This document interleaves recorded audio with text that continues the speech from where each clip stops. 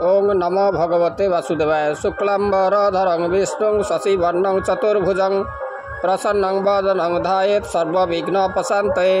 मूकं करोति वाचालं पङ्गुं लङ्घयते गिरिं यत्कृपातमहं वन्दे परमानन्दमाधवं।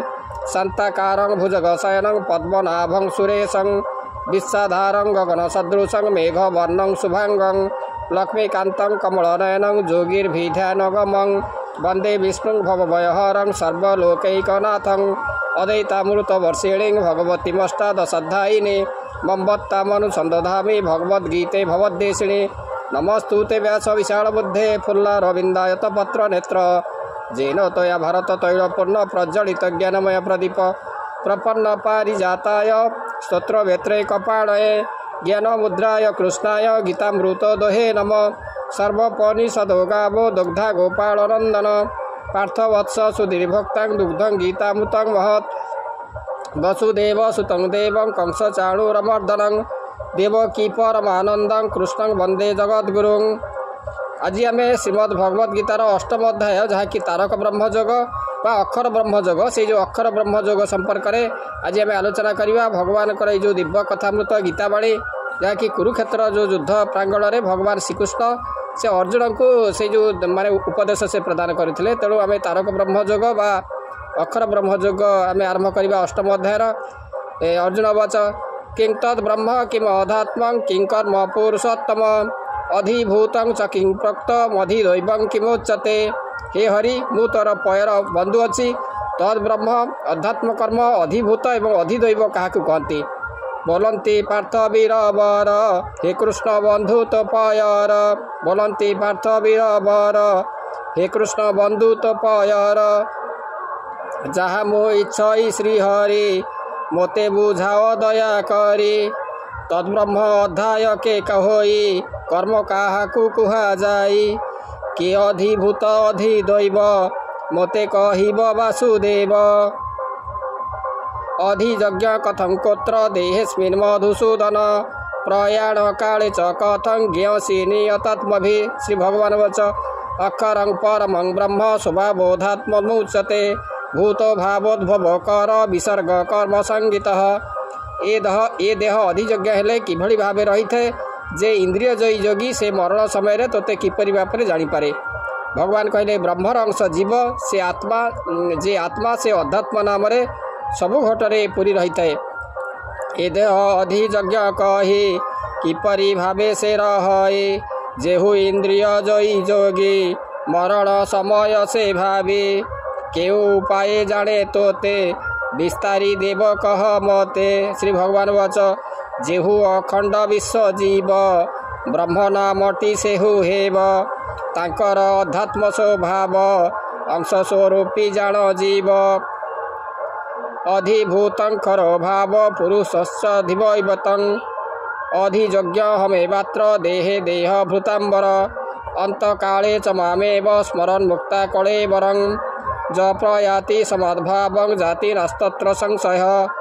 देह आदि पंचभूत नाश हुए यहाँ को अधिभूत कहती जे देह रे बसे से अधिदैव परमात्मा भाव में मो प्राणी देह रे थिबारु यज्ञ बोलाए मरण समय जे मोर भाव को जो परि भाव में स्मरण करे से सही परि मुक्ति पाए। महत विभु आत्मा देहे अध्यात्म नाम धरे से हो जीव जे ब्रह्म सत्ता अंश सकल घटरे प्रकाश जहा देहादि पंचभूत नाशशील अधिभूत जे पुंस ए देहे बसई अधिदैव से ही बोलाई प्राणी मानक देहे मोहे अधियज्ञ रूपे रहे मरण समय प्रवेशे जे मोर नाम चित्ते घोषे देह छाड़ी उत्तरायण गले मो देहे पाए स्थान जेबे सद्गुण गुण भावे स्मरे मिले जे हिरण्य गर्भरे जंग जंग व्यापी स्मरण भावं तजतन्ते कलेवरं तं तमेवैति कौन्तेय सदा तद्भाव भावितः तस्मात् सर्वेषु कालेषु मामनुस्मरयुद्ध च मज्जर्पित मनोर्बुद्धि मामे वैश्य संशय। जे प्राणी मरण समय मो नाम जो भली भाव स्मरण करे से सही भाव अनुसार फल लाभ करे। तेणु तू स्वधर्म मन दे शुद्धांतकरण मते सबु समर्पी देले तोर मुक्ति अनिवार्य। हिरण्य गर्भ जुग से निर्गुण ब्रह्म रे से मिसे निर्गुण भावे जे स्मरणई निर्गुण ब्रह्म को लभये। प्राणीर भल मंद बाणी मरण काले ताहा जाने जार जे अभ्यास भावरे मोर नाम को से सुमरे। देहांते से ही भाव मते लाभ करे से ही निश्चिंते स्वधर्मे मन दिय तू ही अंतकरण शुद्ध होई। तेणु स्वधर्मे युद्ध कर बुद्धि विवेक मन तोर एकाग्रे मते समर्पण निश्चय मुक्ति तोर जान। अभ्यास जोग युक्तेन चेतसानन्नगामिना परमं पुरुषं दिव्यं जाति पार्थानुचिन्तयन् कविं पुराण मनुशासितार मणरण्यां समनुस्मरेज सर्वस्व धातारम चिंतरूपम आदित्य वर्णं तमस परस्तात्। जे एकाग्र ध्यानरत थाई मृत्यु काल मोर नाम स्मरे से दिव्य पुरुष स्थान पाए। जहाँ आज्ञा पवन बहे सूर्य उदय हुए से स्थूलु स्थूलतर एवं सूक्ष्मतर सर्वव्यापक मरण समय ये भाव हेले से मुक्ति पाए। एकाग्र ध्यान जोग नाम अभ्यास संस्कार जनम संस्कार होई मृत्यु काले मो नाम अंतर रे भाले। ए देह छाड़ी गले वीर दिव्य पुरुष स्थान तार सर्वज्ञ कवि जे अटई पुराण पाठ अंत नाही। जाभये पवन बहई जाभये सूर्य उदय होई एमाने पंच नियामक हेबार बोलांती शासक। प्रयाण काले मनसा चलेन भक्तायुक्त जोग बलेन चैव ध्रुवर मध्ये प्राणमावेश सम्यक सतं परं पुरुषमुपैति दिव्यं। जीवन जीवार शेष समय जो जन प्राणायाम द्वारा मते स्मरण करे तार जीवात्मा परम ब्रह्म स्थान पाए। अति क्षुद्रु क्षुद्रतम बृहत ठारु बृहतम मन बुद्धिर अगोचर से प्रभु प्रकृतिर पर। से सूक्ष्मदर्शी मृत्यु काले स्मरे ताहाकु तरे हेले जीवन शेष मुहूर्तरे प्राणायाम रे सेहु स्मरे। सुषुम्ना रंध्रे ललाटकु उठाई चाहे भ्रुलता को हंखं ब्रह्मर मध्यस्थाने निवेशी मन को धियाने। जे मते कर स्मरण परम पुरुष से लीन जदक्षरं वेद विदो वदन्ति विसन्ति जतय वितरागा जदि छन्त ब्रह्मचर्यं चरन्ति तत्ते पदं संग्रहेण प्रवक्षे।